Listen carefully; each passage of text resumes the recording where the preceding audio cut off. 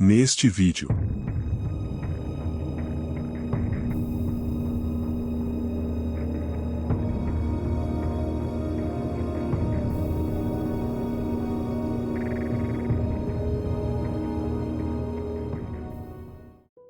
me mudei para aquele prédio no verão passado por pura necessidade. Era um apartamento de 2 quartos barato demais para ser verdade, e considerando o meu salário miserável na época, não havia outra escolha. Mas desde o primeiro dia, algo parecia errado. O prédio era velho e abandonado pelo tempo. Mofo subia pelas paredes como dedos escuros, o reboco descascava em feridas abertas no teto, e o cheiro de umidade impregnava cada cômodo. Mas nada disso me preparou para o silêncio. 8 apartamentos no total. Apenas 2 ocupados. O meu no terceiro andar e o de um casal de idosos lá embaixo, no primeiro. 6 unidades vazias entre nós, como bocas abertas esperando por algo. Eu já havia morado em vários prédios antes, sempre lotados, sempre com fila de espera. Mas ali ninguém queria ficar. Levei 1 mês para entender por quê. No começo eram só ruídos. Vozes abafadas vindas de baixo, tão claras que pareciam estar no cômodo ao lado. Sempre uma mulher. Nunca um homem. Ela murmurava palavras que eu não conseguia distinguir, como se estivesse conversando com alguém que não respondia. Achei que fosse a senhora do primeiro andar, talvez falando sozinha, talvez com o rádio ligado. Os dutos de ventilação deviam amplificar o som, pensei. Uma explicação racional. Mas a voz vinha do segundo andar. 2 andares vazios. Acordei várias vezes de madrugada com aqueles sussurros rastejando pelo piso de madeira. Eram palavras sem forma, sílabas arrastadas que pareciam circular o apartamento abaixo do meu. Às vezes duravam minutos. Outras vezes, horas. E sempre no meio da noite, quando o mundo inteiro dormia e só restávamos eu e aquela voz. Foi no segundo mês que as coisas mudaram. Estava voltando do trabalho, subindo as escadas como sempre, quando parei no segundo andar. A porta de um dos apartamentos estava escancarada. Apenas aberta, como um convite. Ou uma armadilha. Dei alguns passos em direção à entrada, o coração acelerando sem motivo aparente. Lá dentro, escuridão absoluta. Nenhum móvel, nenhuma sombra. Só o vazio olhando de volta. Uma sensação gelada subiu pela minha espinha. Algo primitivo no meu cérebro gritava para eu sair dali. Então subi correndo para meu apartamento e tranquei a porta com mãos trêmulas. Horas depois, quando desci para jogar o lixo fora, a porta estava fechada. Completamente fechada, como se nunca tivesse sido aberta.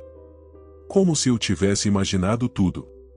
Naquela noite, deitei cedo tentando esquecer. O sono veio rápido, mas foi interrompido por aquela voz familiar. A mulher estava murmurando novamente, mas dessa vez parecia diferente. Mais próxima. Mais real. Saí da cama sem fazer barulho e me agachei no chão, pressionando o ouvido contra as tábuas frias de madeira. Os sussurros estavam logo abaixo de mim, tão nítidos que conseguia ouvir a respiração entre as palavras. Não era possível. O casal morava no primeiro andar, não ali. Não havia ninguém no segundo andar. Ninguém vivo, pelo menos. Sentei na cama, abraçando os joelhos, tentando controlar a respiração. A mulher andava agora, passos arrastados que desenhavam padrões sem sentido no apartamento vazio. Para frente, para trás, em círculos. Como se procurasse algo. Ou alguém. E então ela parou. O silêncio que se seguiu foi pior que qualquer som. Fiquei ali, suando frio, os olhos fixos no teto escuro, esperando. Esperando por qualquer coisa. Cada segundo era uma eternidade. Meu coração martelava tão alto que tinha certeza de que ela poderia ouvi-lo. 30 minutos se passaram. 30 minutos de nada. De vazio. De terror paralisante. Foi quando ouvi o rangido. Mas não veio de baixo. Veio de cima. Passos lentos atravessaram o teto sobre minha cabeça.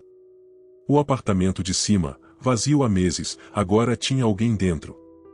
Os passos eram pesados, deliberados, traçando o mesmo caminho sem sentido que eu havia ouvido minutos antes. Como se a mesma pessoa tivesse subido as escadas. Como se estivesse me seguindo. Os passos pararam exatamente acima da minha cama. Prendi a respiração. Cada músculo do meu corpo estava tenso, preparado para correr, mas incapaz de se mover. Olhei para o teto e quase podia sentir algo olhando de volta através da madeira e do concreto. O sussurro veio suave, quase carinhoso. E então o grito. Um grito agudo, dilacerante, que rasgou o silêncio como uma faca. Soou tão próximo que senti o ar vibrar ao redor do meu rosto, como se ela estivesse na cama comigo, sua boca colada ao meu ouvido. Apertei as mãos contra a cabeça, lágrimas escorrendo pelo rosto, sufocando os próprios soluços para não fazer barulho. Para não chamar atenção. Para não deixá-la saber que eu estava ouvindo. Permaneci encolhido na cama até a primeira luz da manhã pintar as paredes de cinza. Então liguei para minha mãe.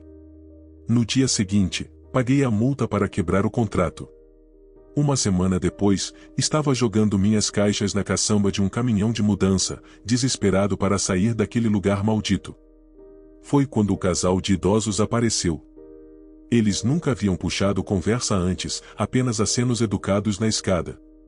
Mas agora estavam ali, com olhos tristes e sorrisos que não alcançavam seus rostos. Agradeceram por eu ter sido um bom vizinho. Disseram que sentiriam minha falta. Havia algo de errado na forma como falavam. Como se soubessem. Como se entendessem por que eu estava fugindo. A senhora idosa se aproximou e tocou meu braço com dedos frios. Você ouviu ela também, não é? Perguntou em voz baixa. Congelei. Nós ouvimos há anos, continuou, sua voz carregada de cansaço. Mas ela nunca sobe para o primeiro andar. Não consegue. Então ficamos. Onde mais iríamos? Seu sotaque era forte, inconfundível. E absolutamente nada parecido com a voz que eu havia ouvido sussurrando na escuridão. Entrei no caminhão sem dizer mais nada e dirigi sem olhar pelo retrovisor. Mas mesmo agora, meses depois, às vezes acordo no meio da noite e presto atenção aos sons da casa. Ao rangido do piso. Aos sussurros que podem ou não estar ali. Porque agora eu sei a verdade. Alguns lugares não estão vazios. Alguns lugares estão esperando.